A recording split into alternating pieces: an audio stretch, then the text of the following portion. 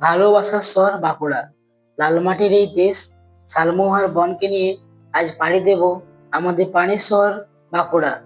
আর আপনাদের দেখাবো আমার স্বপ্নের গন্তব্যস্থল বাঁকুড়া স্টেশন।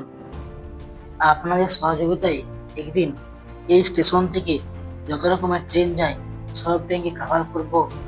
তো অবশ্যই পুরো ভিডিওটা দেখবেন, আর ভালো লাগলে লাইক করবেন, কমেন্ট করবেন, আর আমার ফেসবুক পেজটি ফলো করে আমার সঙ্গে থাকবেন।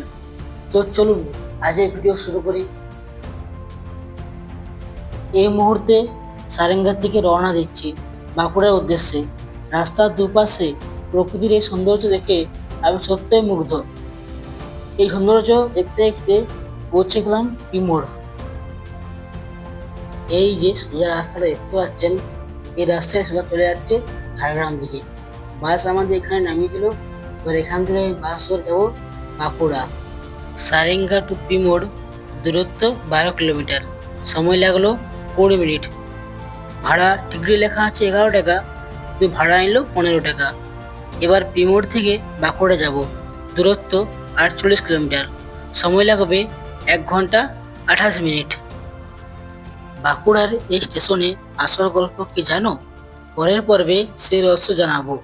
তাই লাইক, শেয়ার আর সাবস্ক্রাইব করতে ভুলো না।